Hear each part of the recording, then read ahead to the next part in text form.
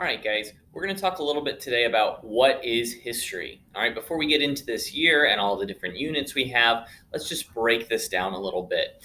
Now, if we were here in person, we'd have an open discussion and we could ask several students, well, how would you define history? And we could be like, oh, it's stories about people back in the past. We learn a lot of dates, and a lot of these people are now dead. So why is it relevant? Or, oh, it's my favorite subject. I love learning about America and I love learning about geography. Right? Lots of different answers there. We're just going to break it down into 6 main questions that we ask when we're studying history, right? History is the story of people, right? Of mankind. And there's so many practical aspects to it that I think people don't necessarily realize. When you're learning math, you're like, oh yeah, numbers are important for so many different areas of life, right? Or reading, you need to do that for the entirety of your life. Obvious application, I should say. But with history, it's not necessarily as obvious. So let's just talk about first what we ask when we study history. What are the things we're discussing? And you might know these type of questions already, just not in this context. We have who, what, when, where, why, and how. Those are 6 questions we can ask to understand the people, the story, the events, all of those things. And these are going to come up in almost all of our units. We're actually going to be doing quite a bit of writing in history in our various units, being able to answer these questions about something we learned, right? So say, for example, we had just learned about the Renaissance. Well, I'm going to answer these questions for Leonardo da Vinci, or we just learned about westward expansion. I'm going to answer these questions in relation to railroads. Or, those are examples that you'll see throughout the school year. Let's use something from last year, though, because we haven't really covered anything yet. All right, let's talk about the American Revolution. If you were here last year in 4th grade, then that was one of our final units, the big one. All right, so let's answer these questions in general about the American Revolution. Well, who is involved? You can pick a handful of different people. This list could be endless if we get really specific. So people like George Washington, right? Or we could have King George III. Or we could have Hamilton, or we could have Adams, or we could have Thomas Jefferson, or Benjamin Franklin. So many different people. Now, what happened? Well, there was rebellion by the colonies. What else did they do? How did they start that? They wrote the Declaration of Independence. I'm just going to abbreviate that. Declaration of Independence, DOI. So many other things. We talk about the Boston Massacre, the Boston Tea Party. We could talk about different battles that occurred. We could talk about Valley Forge, the Continental Congress. Those are things that occurred. What happened? When did this happen? Well, we can get a couple important dates here. Right? The first fighting started around 1775. 1776, we get the Declaration of Independence. 1783, we have the Peace of Paris, right? Lots of different dates within there that we could discuss. Where did this happen? Well, specifically in the United States, or at the time the colonies, the British colonies, but we could talk about specific cities like Boston, right, Massachusetts. We could talk about Yorktown, Virginia. We could talk about Trenton and crossing the Delaware River. So many different areas that question could answer. Why did this happen? All right. Well, there was a key phrase that they used as a rallying cry: no taxation without representation. Okay. But what that meant is the colonists were getting taxed. The British government was trying to pay off the debt that they owed for fighting the French and Indian War, or the 7 Years' War, a couple of decades before. But the colonists had no say in it. So they were being asked to pay for money even though they couldn't vote on anything. They didn't have any representatives. They felt that was unfair.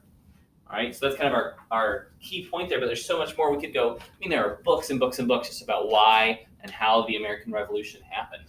Let's talk about how. How did this start? Well, we could talk about their inspiration. So, right, if we talk about the their inspirations. How did they come to make these choices? We talk about someone like John Locke, right? Life, Liberty, and Property in his second treatise on government, right? That inspired all of the founders, but Thomas Jefferson included that in the Declaration of Independence, right? Albeit slightly changed, but that's where they take some of their inspiration. We could talk about Thomas Paine, right? His writing in Common Sense influenced that. How did that happen? We could talk about how did we get to the point of them, like what are all the different taxes that happened that ended up, like the Stamp Act, things like that, that pushed them to eventually go to war, right? But this is all information that we are covering, and there's so many different aspects of it that we can focus on in history. And what I don't like to have in history is when it's just boring, like here's some dates, here's some old people that aren't around anymore, there aren't any pictures because it's so old, there's just paintings, blah, blah, blah, and that's boring. All right, this should be an exciting, engaging story that we're learning, right? A narrative, right? Almost like a book, but it really happened, right? And so that's kind of how I want this year to go, is make this engaging and hands-on and very much appreciating a story, not just sitting there memorizing, basic facts. All right, so then let's talk about why do we even learn this? Why is this important, other than the teacher says I have to learn this, and the state of Texas says I have to learn this, and the U.S. government says I have to learn this? Why? Not just because they're like, I'm going to give them the most boring subject ever. No, that's not at all it. There are two major reasons we study history. The first is the practical reason. We can learn from our mistakes, all right? All these ideas were great. We can talk about, well, George Washington was a slave owner. Oh, that's a reality of our history. We can learn from that mistake, but we can also recognize him as a human being who's imperfect and say he did great things as a general. He did great things as a president, all these other things, but also we don't, want to honor slavery anymore either. And we got, rid of that almost 100 years later. All right. We have, we can learn from those things and not only learn from our mistakes, but maybe improve something that wasn't done as well, or innovate, right? Think of in history how much science and math and all these different things have improved over the years. Here's another thing, that is just a quote that I think sums this up. It's usually attributed to Edmund Burke, but others have said it, is those who don't know history are destined to repeat it, right? If we don't know what happened before us and can't learn from their mistakes, then we're going to go down that same rabbit hole again, and you're not moving forward. All right. That's where we can use that. And even going back, the founding fathers knew the importance of history. If you know of the Federalist Papers, right, Hamilton and John Jay and James Madison wrote those to defend the Constitution when they were writing it in the late 1780s. And they went back, like, look in history, look at how all these other governments failed. Here's what we can learn from them to make a better government that will work for the people.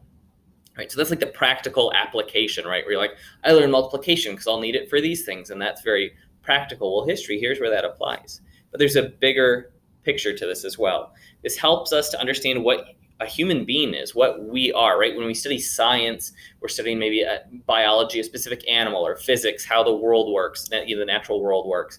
Right? When you're studying math, you're trying to figure out how the numbers relate to each other. But here we're studying us, right? This is a history of us, right? A story of people, and we can learn what people are like. We can learn so much about them, and about ourselves in turn. All right. Another important quote I have here is actually from all the way back in ancient Rome. We pronounce his name Cicero nowadays, but he'd be called Cicero back then. But he said, to remain ignorant of the things that happened before you were born is to remain a child, right? We're not having any growth. We're not having any experiences that help us improve ourselves as human beings if we don't know, right, who we are, what to expect, and what is possible. So that is what is history. I'm excited for what we're able to cover this year as we go through, and we'll be learning about so many different amazing human beings and their stories. But we'll also be learning about some bad people in history and what we can learn, and how at times good triumph over evil, but also there are dark parts in our history as well that we need to address and realize, but also learn from and move forward. And I think that's a great opportunity. And I love especially teaching in fifth grade, because you guys are at the age now where we can engage this in a more mature way than maybe in lower grades in years past. So I'm really excited for that. So that's history.